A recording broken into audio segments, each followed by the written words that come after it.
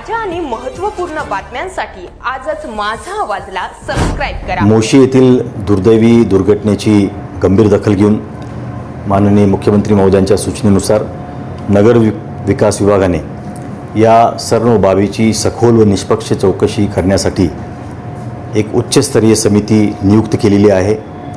श्रीमती शीतल तेली उगले विभागीय आयुक्त पुणे हे या समितीच्या अध्यक्षा असतील। MPCBचे पुणे विभागाचे प्रादेशिक अधिकारी हे सदस्य असतील। प्राध्यापक DN सिंग हे IIT मुंबईचे अभियांत्रिकी विभागाचे प्रमुख आहेत, तज्ज्ञ आहेत, ते सदस्य असतील। प्राध्यापक अनिल कुमार दीक्षित हे पर्यावरण आणि घनकचरा व्यवस्थापन तज्ज्ञ आहेत, हे याचे सदस्य असतील। यांना समितीला सहाय्य करण्यासाठी सहाय्यक आयुक्त आपत्ती व्यवस्थापन विभाग हे सदस्य सचिव असणार आहेत। त्याचप्रमाणे या सर्व बाबीची जबाबदारी निश्चित करण्यासाठी कंपनीच्या विरुद्ध अँटनी लारा कंपनीच्या विरुद्ध महापालिका आता FIR दाखल करण्याची प्रक्रिया महापालिकेने सुरू केलेली आहे।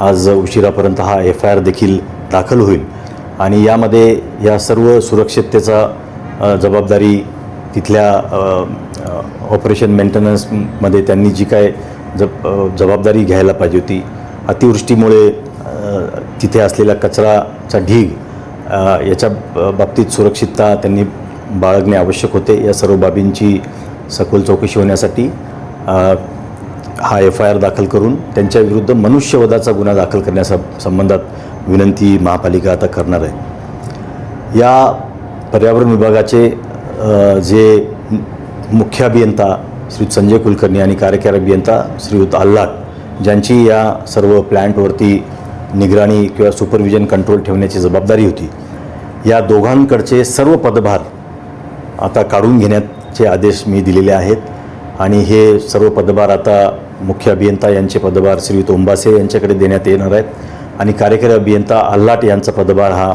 श्रीयुत निकम यांच्याकडे देण्यात येणार आहे। या कंपनीला देखील या सर्व बाबींच्या बाबतीत त्यांना कारणे दाखवा नोटीस महापालिकेने आज बजावलेली आहे।